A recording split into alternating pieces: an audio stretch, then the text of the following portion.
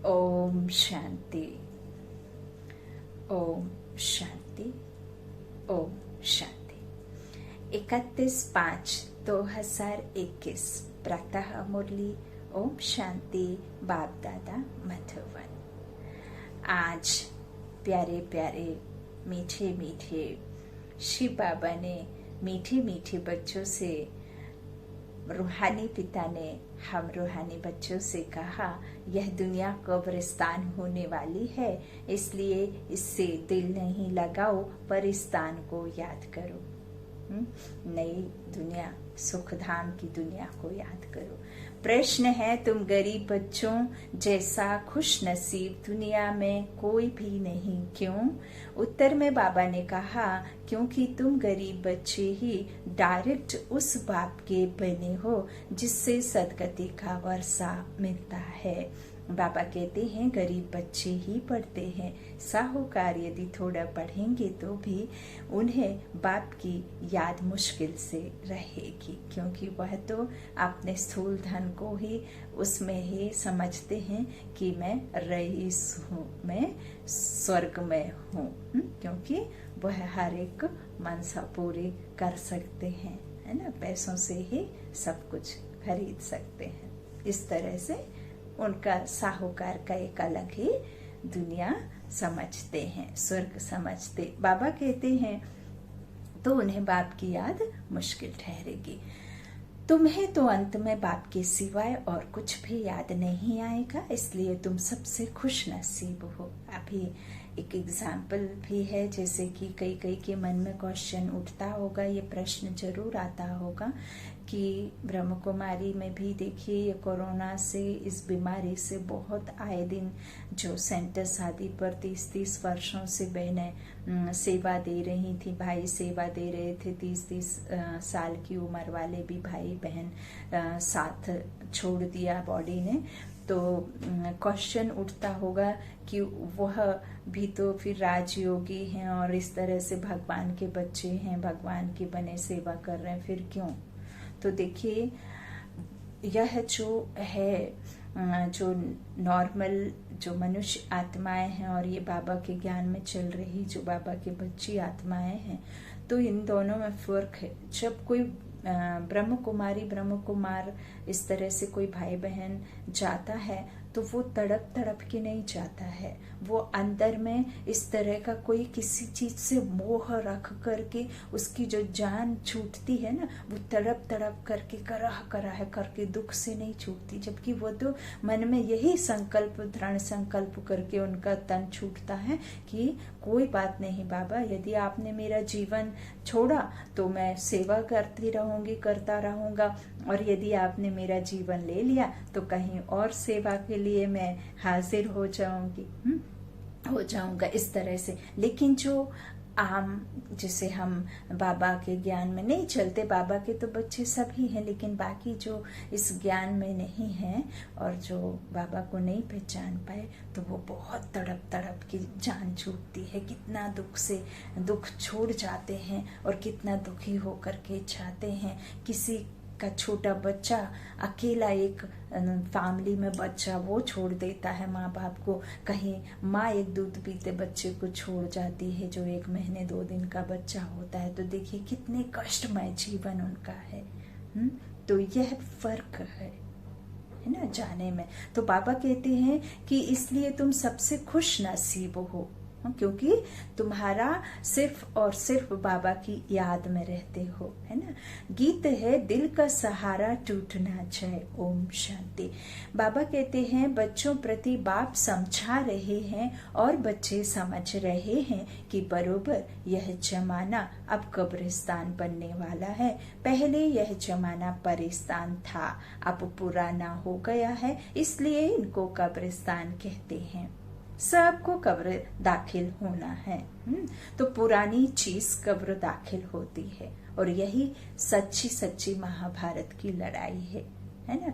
जहाँ वो जो दिखा दिया है ना कृष्ण को और रथ के साथ में, तो वो जो कृष्ण और जो अर्जुन है ना, तो वो अर्जुन आत्मा और भगवान उस आत्मा को दिखा रहे थे, समझा रहे थे कि इस तरह से ये होने का है ना। तो ये जो इधर ही महाभारत की लड़ाई, यही ये बॉम्ब आदि, यही ये जो बिकारी दुनिया और ये नई दुनिया आनी है, तो ये जो विनाश होता है ना, ये हर घर में जो एक दो को दुख देते रहते हैं, लड़ाइयाँ लगी हुई हैं थोड़े थोड़े धन के पीछे।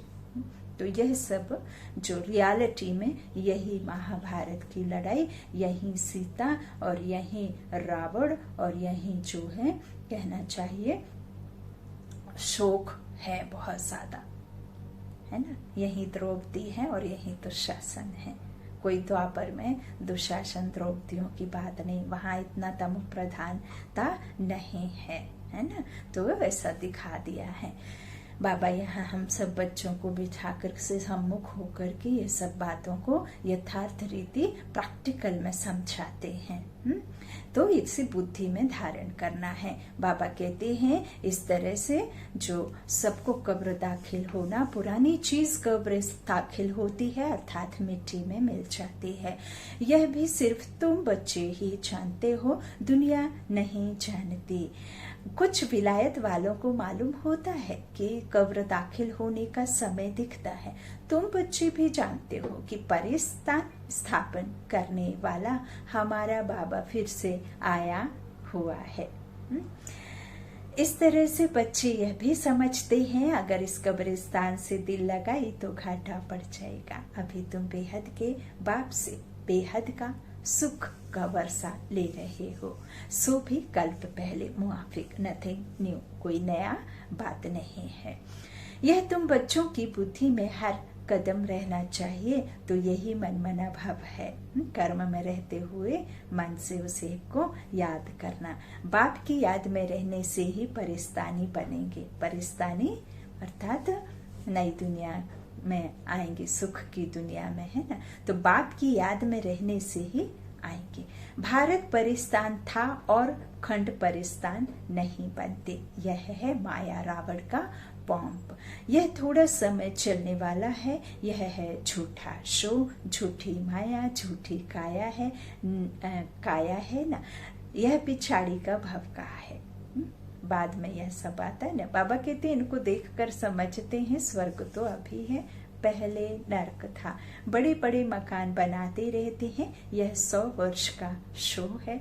टेलीफोन, बिजली, एरोप्लेन आदि यह सब 100 वर्ष के अंदर बनते हैं। और बहुत बड़ा एग्जाम्पल है इसे। आप यदि बिलीफ नहीं करते, बाबा के महावाक्यों पे फेथ नहीं रखते हैं, तो देखिए आपका बचपन यदि आप याद कर लें, आज से 40, 45, 50 वर्ष पहले अपने बाप दादा का या अपना खुद का भी कर लें, तो हर एक आज के समय में हर एक मनुष्य आत्मा कहीं ना कहीं एक गांव से बिलोंग करती है। आपके बचपन में कोई ऐसा नहीं रहता था, चिट्ठियां लिखते थे। फोन आदि मोबाइल तो सपने भी नहीं, कल्पना भी नहीं, अकल्पनीय थी ये चीज। तो सिर्फ चिट्ठी, वो भी चिट्ठी 15 दिन में पहुंचती थी और उसका रिप्लाई 15 दिन आने में लग जाता था, है ना। ये छोटा लिखना होता था तो पोस्ट कार्ड, अदरवाइज चिट्ठी लिखा करते थे, लिफाफे में, एनवेलप में रख करके वो भेजते थे कार्ड को, इस तरह से मनी ऑर्डर। और एक होता था जो अर्जेंट होता था, जिसमें जो अर्जेंट मैसेज, जैसे कोई घटना घटी तो उसका अर्जेंट के लिए भेजा जाता था, उसे तार कहा जाता था। हाँ, बुलक कार्ट होती थी, बैलगाड़ी होती थी, साइकिल भी है, हमने नहीं, अपने 30-35 साल पहले की बातें हैं, नहीं देखी, है ना। घर में गैस नहीं देखा और घोड़ा तांगे में चला करते थे। तो बाबा यही समझा रहे हैं, ये बिजली हमारे भी लौकिक जीवन में ये करंट आदि नहीं था, जो कैरोसिन की बोतल में रख करके उसको जला करके रहा करते थे। हमने तो बहुत बड़े उम्र तक नहीं देखा था, फिर बहुत बाद में हुआ, है ना, नानी दादी के घर में, फिर अपने घर में भी। तो इस तरह से बाबा हमें ये बातें क्लियर कर रहे हैं कि यह सब 100 वर्ष के अंदर बने हैं। बनते हैं, कितना शो है, इसलिए समझते हैं स्वर्ग तो अभी है। दिल्ली पुरानी क्या थी, अभी नई दिल्ली कैसे अच्छी बनी है, नाम ही रखा है न्यू दिल्ली।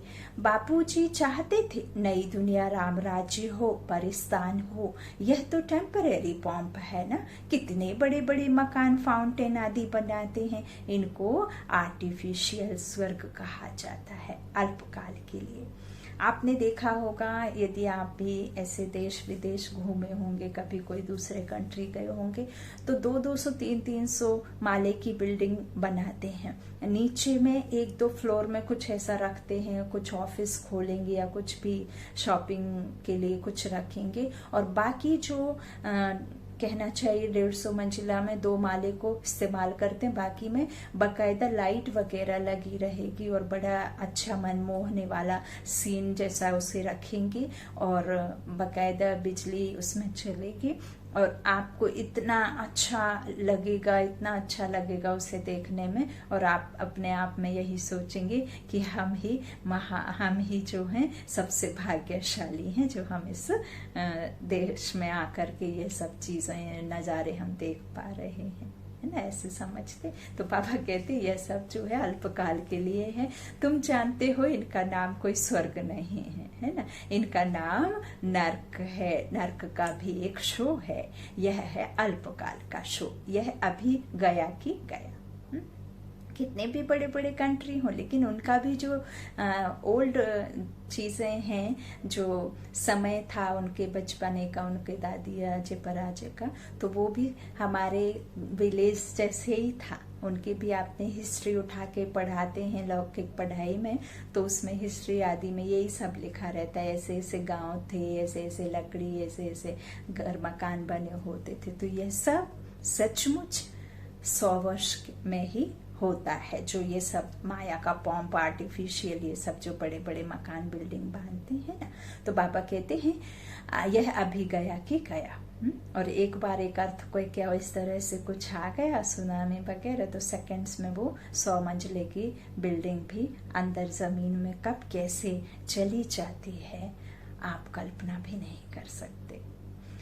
अब बाप बच्चों को कहते हैं, एक तो शांति धाम को याद करो, यह मनुष्य मात्र शांति को ढूंढते रहते हैं। पूरे संसार में हर एक आत्मा सिर्फ और सिर्फ इस समय प्रेम चाहती है, शांति चाहती है।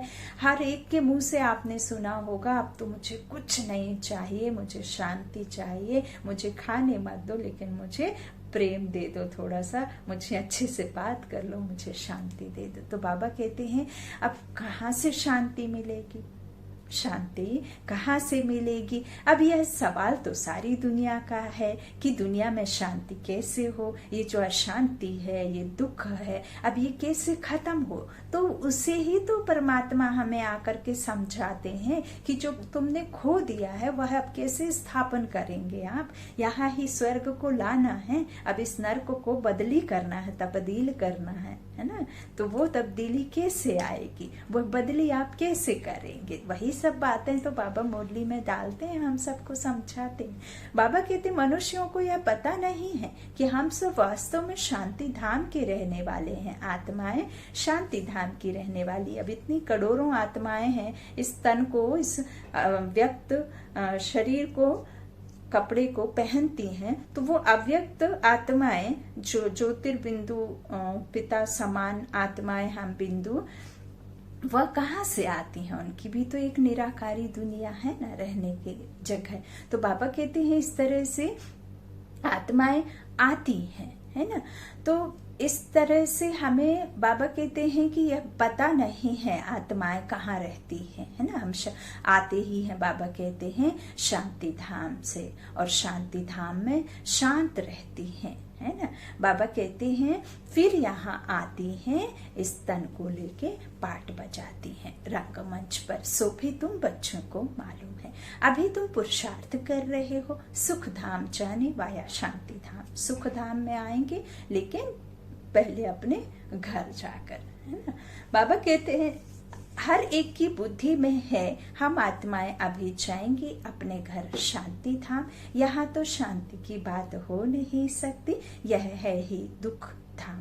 सतयुग पावन दुनिया और कलयुग है पतित दुनिया। इन बातों की समझ अभी तुम बच्चों को आई है। बाबा कहते हैं दुनिया वाले तो कुछ भी नहीं जानते हैं, तुम्हारी बुद्धि में आया है बेहद का बाप हमको सृष्टि चक्र के आदि मध्य अंत का राज समझाते हैं। फिर कैसे धर्म स्थापक आकर धर्म स्थापन करते हैं। अब सृष्टि में कितने अथाह मनुष्य हैं, हा?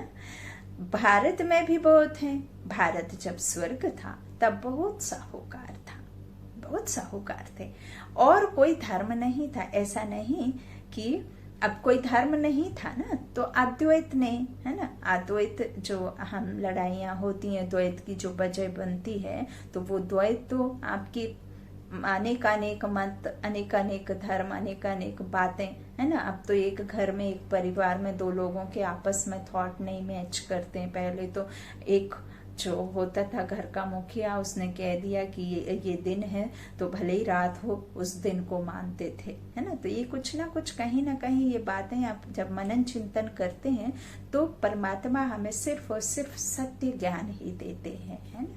तो अब तो देखिए द्वैत इसीलिए हो रहा है क्योंकि इतने धर्म अनेक मतें हैं, है ना, इसीलिए। तो वहां तो इस तरह का कुछ होता नहीं है। जब लड़ाई होने की बात ही नहीं, जब एक धर्म, एक राज्य है, यथा राजे यथा रानी यथा राजा, एक चांद एक सूरज। अब तो चांद सूरज को भी टुकड़ों में बांट दिया, कहीं दिन हो रहा है तो कहीं रात हो रहा है ना।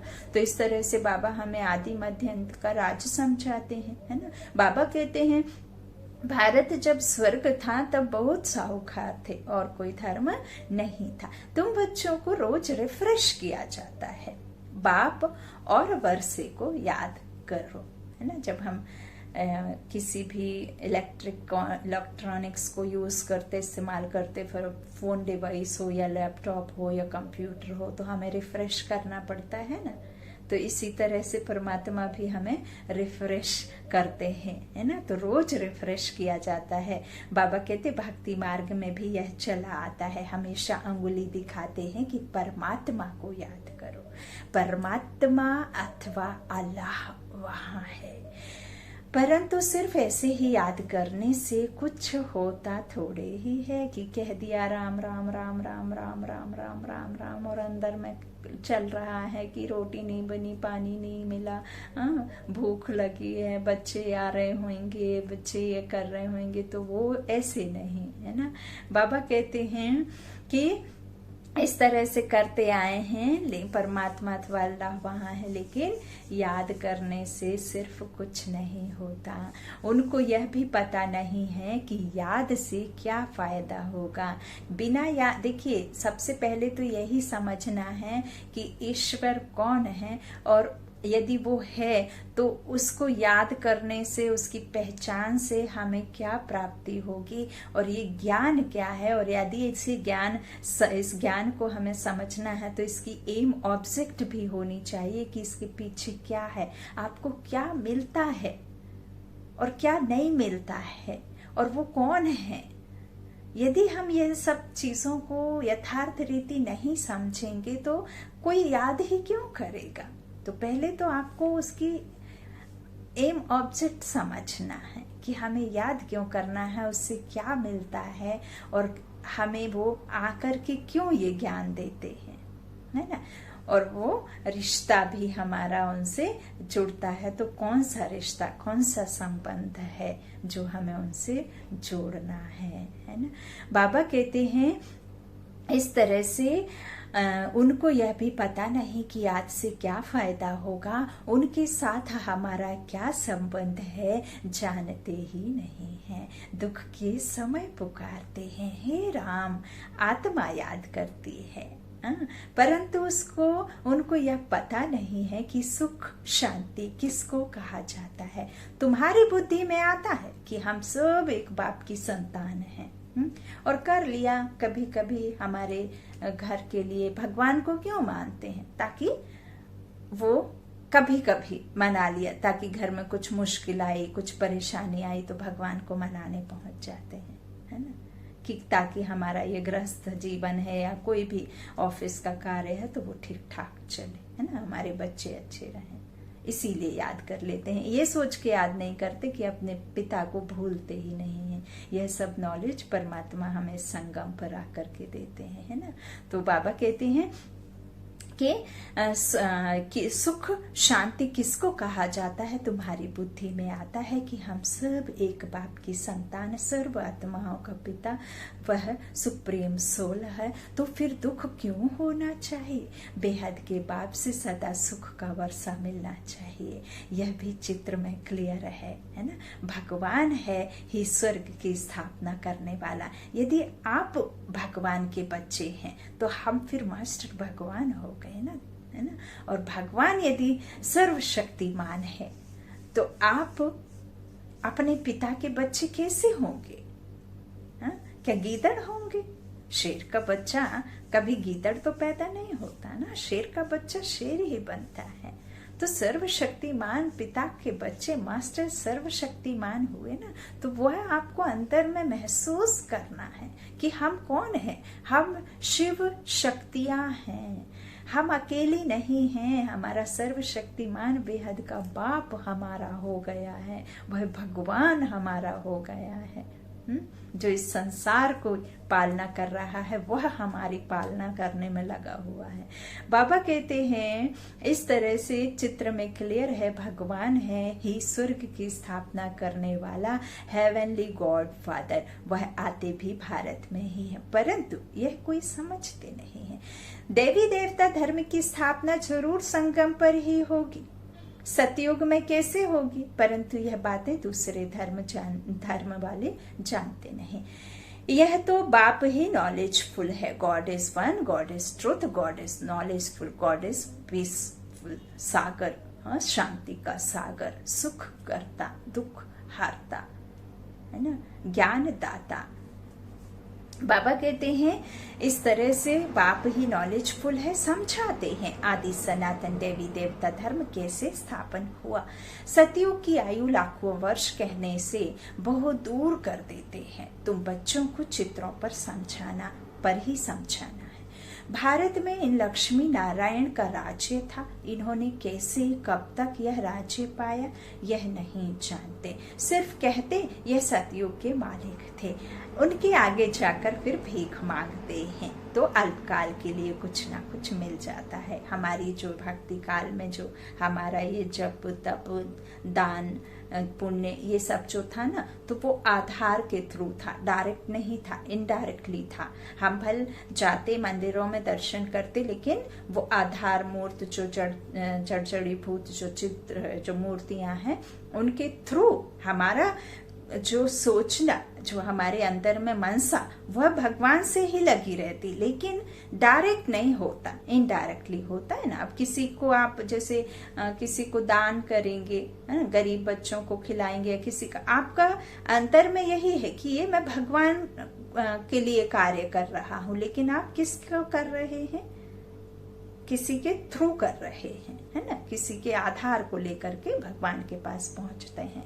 तो इन सब बातों को परमात्मा आकर हमें बताते हैं, समझाते हैं, वो इनडायरेक्टली। और भक्ति में शक्ति नहीं, क्योंकि हमें उनकी पहचान नहीं। हम जानते तो थे, मानते भी थे, लेकिन हमारा संबंध नहीं पता था। और वो संबंध ना पता होने की वजह से हमारे में शक्ति भी नहीं थी और हमारे में बल तो नहीं था बिल्कुल भी, और कहना चाहिए कि अयथार्थ थी, है ना। संबंध ना होने से फिर अयथार्थ होती है ना, क्योंकि उसमें हमें पता ही नहीं कि वो कौन है और हमें उनसे मिलता क्या है और हम कैसे थे और क्या बनते, कुछ भी नहीं पता होता। तो बाबा कहते हैं कि इस तरह से इन्होंने कैसे कब यह राज्य पाया लक्ष्मी नारायण ने, तो यह नहीं जानते, सिर्फ कहते हैं, है ना। तो उनके आगे जाकर फिर अल्पकाल के लिए कुछ ना कुछ मिल जाता है। कोई दान पुण्य करते हैं, उनको भी अल्पकाल के लिए फल मिल जाता है। गरीब पंचायत के मुखी को भी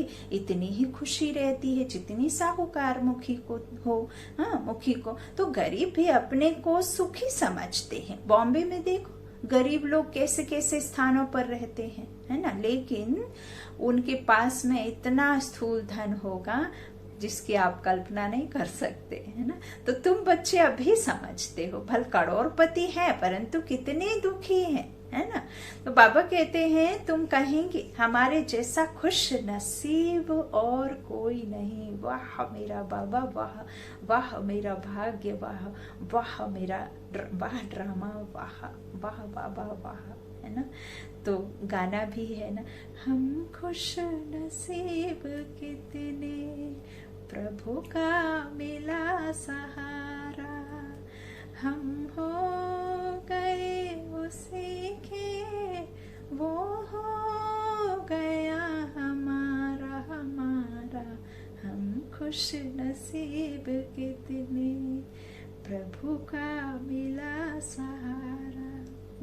तो बाबा कहते हैं हमसे हमारे जैसा खुश नसीब और कोई नहीं। हम डायरेक्ट बाप के बने हैं, इनडायरेक्ट नहीं, है ना, जिससे सदगति का वर्षा मिलता है। बड़े बड़े आदमी कभी भी उच्च पद पा ना सके, जो गरीब है वह साहूकार बन जाते हैं। पढ़ते तुम हो तो वह तो अनपढ़ है। एजुकेशन यह है, यही ज्ञान पूरे कल्प चलता है। सुख दुख, जितना पढ़ेंगे उतना सुख, और जितना अपने में धारण करेंगे जास्ती सुख, और जितना आप स्वरूप बनेंगे तो और जास्ती, है ना। इस तरह से पढ़ते तुम हो वह तो अनपढ़ है करके थोड़ा पढ़ेंगे। बाबा कहते करके थोड़ा पढ़ेंगे भी तो भी बाप की याद में रह नहीं सकते। अंत में तुमको सिवाय बाप के और कोई भी याद नहीं रहना है। जानते हो यह सब कब्रिस्तान होना है, बुद्धि में रहना चाहिए। यह जो हम धंधा आदि करते हैं थोड़े समय के लिए है ना। धनवान लोग धर्मशालाएं आदि बनाते हैं, वह कोई धंधे के लिए नहीं बनाते हैं। जहाँ तीर्थ वहाँ धर्मशालाएं नहीं हो तो कहाँ रहे। इसलिए साहूकार लोग धर्मशालाएं बनाते हैं। ऐसे नहीं कि व्यापारी लोग आकर व्यापार करें, है ना, इसके लिए तो नहीं बनाते। धर्मशाला तीर्थ स्थानों पर बनाई जाती है। अब तुम्हारा सेंटर बड़े से बड़ा तीर्थ है ना। तुम्हारे सेंटर्स जहाँ जहाँ हैं वे बड़े से बड़े तीर्थ हैं, जहाँ से मनुष्य को सुख शांति मिलती है। तुम्हारी यह गीता पाठशाला बड़ी है, यह सोर्स ऑफ इनकम है। इससे तुम्हारी बहुत आमदनी होती है। तुम बच्चों के लिए यह भी धर्मशाला है। हाँ? बाबा कहते बड़े ते बड़ा तीर्थ है। तुम बेहद के बाप से वर्षा बेहद का लेते हो, है ना। इस जैसा बड़े ते बड़ा तीर्थ कोई होता नहीं। उन तीर्थों पर जाने से तो तुमको कुछ भी नहीं मिलता, यह भी तुम समझते हो। भक्त लोग बड़े प्रेम से मंदिर आदि में चरणामृत लेते हैं, समझते हैं उनसे हमारा हृदय पवित्र हो जाएगा, परंतु वह तो पानी है। क्यों पानी है? क्योंकि जिनके पास हम जो मंदिर में विराजमान हैं वो तो अभी हैं ही नहीं। वो तो वैसे थे, वो पूर्वज हैं। वो आत्माएं वैसी थी, शक्तिशाली, पवित्र, प्योर, इस तरह से निर्विकारी थी। तो अब तो वो है नहीं। और दूसरा, हम जिनका नाम लेकर के चरणामृत सोच करके हम ग्रहण कर रहे हैं, वह तो जब तक खुद ना आए तब तक हमें उनका तो ना तो ज्ञान का पता चले और ना हमें वह पता चले जिसके लिए हम जाते हैं, है ना। तो उसको तो हम जानते ही नहीं। तो बाबा कहते हैं इस तरह से प्रेम से मंदिर में जाते हैं, चरणामृत लेते हैं, लेकिन समझते हैं उनसे हमारा हृदय पवित्र हो जाएगा। परंतु बाबा कहते वह तो पानी है। यहाँ तो बाप कहते हैं मुझे याद करो तो वर्षा मिलेगा। अभी बेहद के बाप से तुमको अविनाशी ज्ञान रत्नों का खजाना मिलता है। अक्सर करके शंकर के पास जाते हैं, समझते हैं अमरनाथ ने पार्वती को कथा सुनाई। अब पार्वती कौन, अमरनाथ कौन? पार्वती हम आत्माएं और अमरनाथ भोलानाथ शिव परमात्मा, जो हम आत्माओं को अमरपुरी की अमरनाथ आकर अमर कथा सुनाते हैं। हम पार्वतियों को सत्य कथा, नर से नारायण, नारी से लक्ष्मी, मनुष्य से देवता बनने का जादू हमें सिखाते हैं। तो बाबा कहते हैं ऐसे समझते कि अमरनाथ ने पार्वती को कथा सुनाई, तब कहते हैं भर दे झोली। अब भर दे झोली अर्थात कोई झोला रूपी झोली नहीं, आत्मा रूपी झोली जो बिल्कुल ही क्या हो गई है, नील हो गई, जिसमें शक्ति नहीं है, बल नहीं है, है ना, जिसमें प्यूरिटी नहीं है, जिसमें कुछ भी नहीं है, विकारी विकार है। तो ये आत्मा रूपी झोली भरते। तुम अविनाशी ज्ञान रत्नों से झोली भरते हो। बाकी अमरनाथ कोई एक को थोड़े ही बैठकर कथा सुनाएगा। हाँ, तो बाबा कहते जरूर बहुत होंगे और वह भी मृत्यु लोक में ही रहेंगे। अब अमरनाथ में तो कोई आकर अमर कथा नहीं सुनाएगा ना, अमरपुरी में जाकर अमरनाथ थोड़े ही आएंगे। तो बाबा कहते हैं वह भी यहाँ मृत्यु लोक में ही होंगे। तो बाबा कहते हैं सूक्ष्म वतन में तो कथा सुनाने की दरकार नहीं है ना। तो एक आकारी, साकारी और निराकारी होता है ना। तो साकार लोक में तो वो कुछ इस तरह से आकारी होते, तो उस तरह तो बाबा कहते हैं कि जो सूक्ष्म वतन है वहां तो कथा सुनाने की बात नहीं, वो तो हम साक्षात्कार करने के लिए। बाबा ने कई बार मुरली में ये बात भी कहा है कि जो साक्षात्कार और जो सूक्ष्म वतन की बात कही है ना, वह भी एक तरह से सिर्फ हम मनुष्य आत्माओं को समझाने के लिए बात कही गई है। बाकी बाबा कहते हैं सिर्फ शांति धाम और हमारा सुख धाम, और यही दो बातें मेन है ना, नई दुनिया और हमारा शांति धाम। तो बाबा कहते हैं ये दो को ज्यादा याद करना। तो सूक्ष्म वतन में थोड़े ना कथा सुनाने की दरकार ही नहीं। बाबा कहते अब अनेक तीर्थ बनाए हैं, साधु संत महात्मा आदि ढेर जाते हैं। अमरनाथ पर लाखों आदमी जाते हैं। कुंभ के मेले पर गंगा स्नान करने सबसे जास्ती जाते हैं। और गंगा तट पर भीड़ ना हो यदि पाप ना हो, समझते हैं हम पावन बनेंगे। वास्तव में कुंभ का मेला यह है। वह मेले तो जन्म जन्मांतर करते आए, परंतु बाप कहते हैं इससे वापस अपने घर कोई भी जा नहीं सकते, क्योंकि जब आत्मा पवित्र बने तब जा सके। सर्व आत्माएं जब तक पवित्र नहीं बनती तब तक ऊपर कोई जा नहीं सकता। बाबा कहते हैं कोई कैसे कोई कष्टों को भोग कर, कोई किसी तरीके से, लेकिन चुक तो जरूर करना है हिसाब किताब जो आत्मा में चढ़े हुए हैं। तो बाबा कहते हैं इस तरह से कोई भी वापस बिना पवित्र बने जा ना सके, क्योंकि जहाँ हमारा बेहद का बाप है उसके समान ही बन करके जाना होगा, है ना, क्योंकि हर कोई वहां जा ना सके जब तक पवित्र ना बने। परंतु अपवित्र होने के कारण सबके पंख टूटे हुए हैं, है ना। आत्मा को पंख मिले हैं। योग में रहने से आत्मा सबसे तीखी उड़ती है। कोई का हिसाब किताब लंदन में, अमेरिका में होगा तो झट उड़ेंगे, है ना।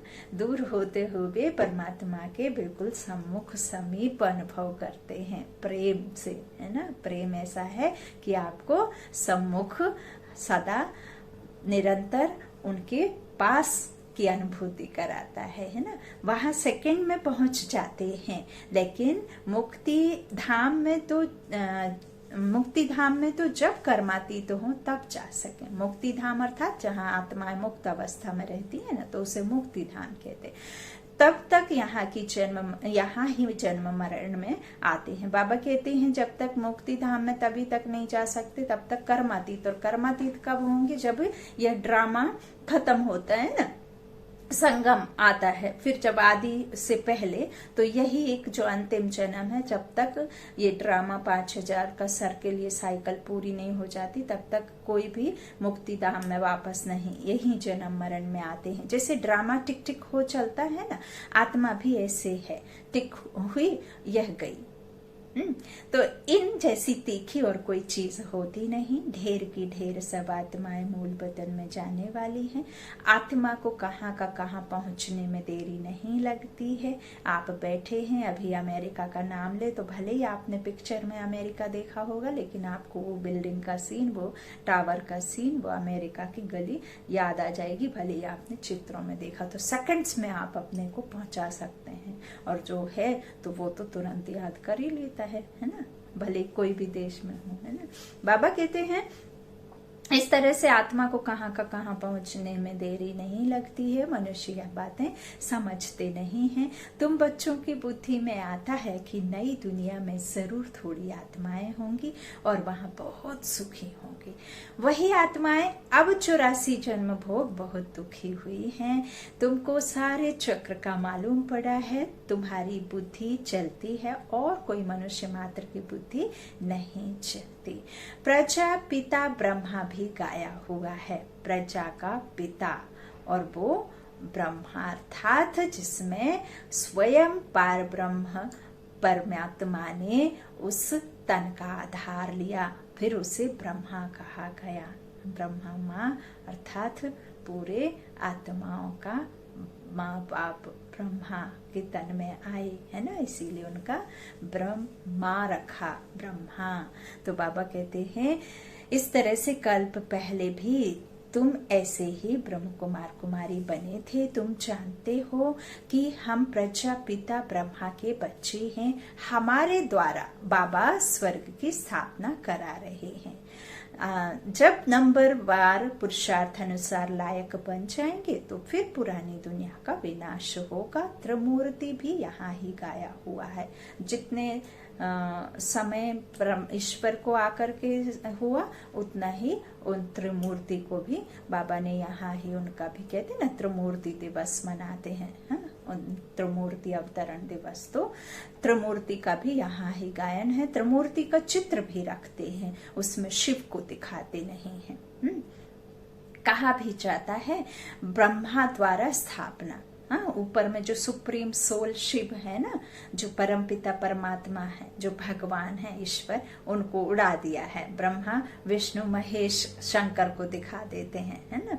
तो बाबा कहते हैं कि उनको दिखाया नहीं है कि वो किसके तन में आते हैं और कैसे ब्रह्मा विष्णु महेश के द्वारा कैसे स्थापना, पालना और विनाश होता है। यह सब बातें परमात्मा आकर समझाते हैं। बाबा कहते ब्रह्मा द्वारा स्थापना, उसमें शिव को नहीं दिखाते। कौन कराते हैं? शिव बाबा। विष्णु द्वारा पालना, तुम ब्राह्मण अभी लायक बन रहे हो देवता बनने के लिए। अभी तुम वह पाठ बचा रहे हो, कल्प के बाद फिर बचाएंगे। तुम पवित्र बनते हो, कहते हो बाबा का फरमान है, काम रूपी शत्रु को जीतो। मामेकम याद करो, बहुत सहज है। भक्ति मार्ग में तुम बच्चों ने बहुत दुख देखे हैं, करके थोड़ा सुख है तो भी अल्पकाल के लिए।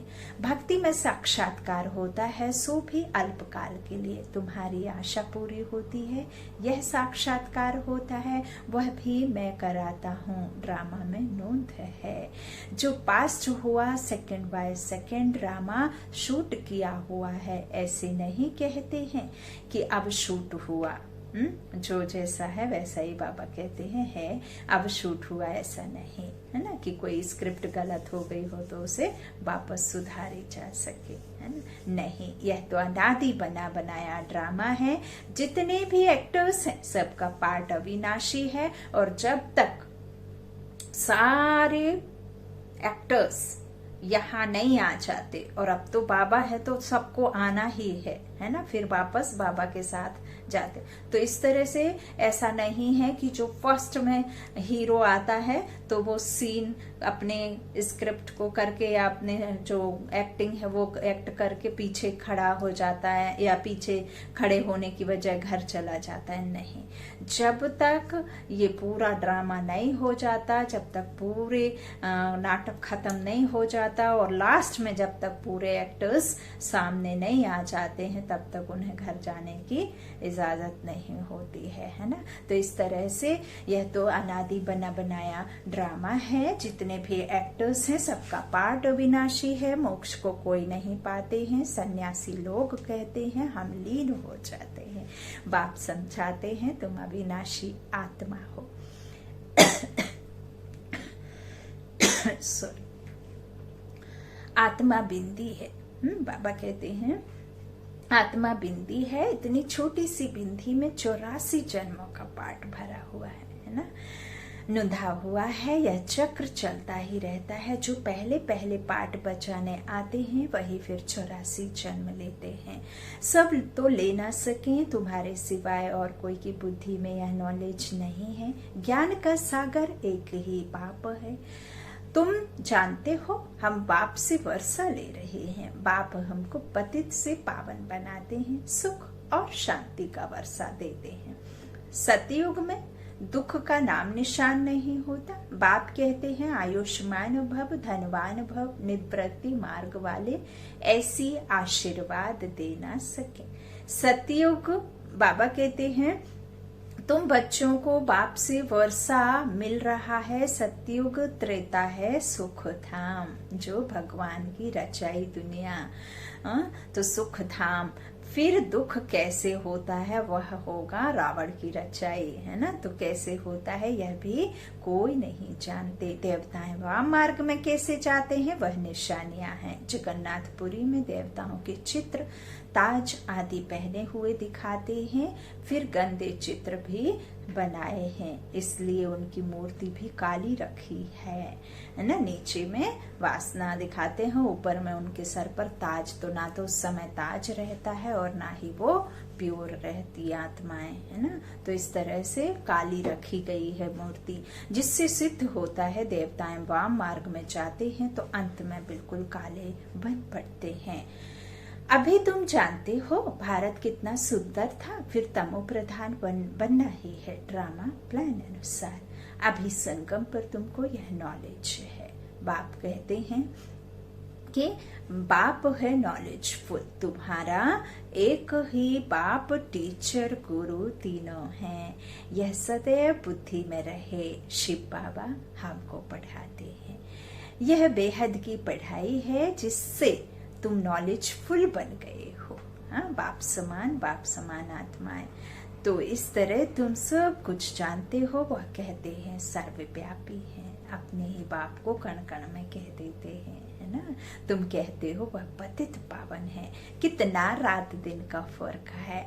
अभी तुम मास्टर नॉलेजफुल बने हो नंबर वार।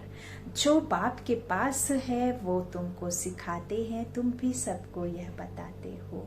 बाप को याद करो तो 21 जन्मों के लिए वर्षा मिलेगा। अच्छा, बाप दादा का याद प्यार मीठे मीठे सीखी लाधे बच्चों प्रति माता पिता बाप दादा का याद प्यार और गुड मॉर्निंग। रूहानी बाप की रूहानी बच्चों को नमस्ते। हम रूहानी बच्चों की रूहानी माता पिता बाप दादा को याद प्यार और गुड मॉर्निंग। शुक्रिया बाबा, मीठे बाबा, प्यारे बाबा, सबका साथी सबका सहारा। धारणा के लिए मुख्य सार बाबा ने कहा, पहला स्वयं रिफ्रेश रहकर औरों को भी रिफ्रेश करने के लिए बाप और बरसे को जो याद में रहना है और सबको याद दिलाना है। बाप और बरसे की याद में रह करके सबको याद भी दिलाना है। दूसरा बाबा ने कहा, इस पुरानी दुनिया से, इस कब्रिस्तान से दिल नहीं लगानी। शांति धाम सुख धाम को याद करना है। स्वयं को देवता बनने के लायक बनाना है। आज का वरदान बच्चों को दिया बाबा ने। नशे और निशाने की स्मृति से सर्व कर्मेंद्रियों को ऑर्डर प्रमाण चलाने वाले ताज व तख्त नशीन भाव। संगम युग पर बाप दादा द्वारा सभी बच्चों को ताज और तख्त प्राप्त होता है। प्यूरिटी का भी ताज है तो जिम्मेवारियों का भी ताज है। अकाल तख्त भी है तो दिल तख्त नशीन भी हो। जब ऐसे डबल ताज और तख्त नशीन बनते हो तो नशा और निशाना स्वतः याद रहता है। फिर यह कर्मेंद्रियां जी हुजूर करती हैं। हाँ, कर्मेंद्रियां हमारी कर्मचारी हैं। है ना, नौकर हैं। तो जी हुजूर करती हैं, जो ताज व तख्त छोड़ देते हैं उनका ऑर्डर कोई भी कारोबारी नहीं मानते हैं, है ना। इस तरह से बाबा हमें आज बहुत प्यारा वरदान देते हैं। आज का स्लोगन है, कमजोर संकल्प ही प्रसन्न चित्त के बजाय प्रश्न चित्त बना देते हैं। स्लोगन बहुत अच्छा है, कमजोर संकल्प ही प्रसन्न चित्त के बजाय प्रश्न चित्त बना देते हैं। ओम शांति। शुक्रिया बाबा।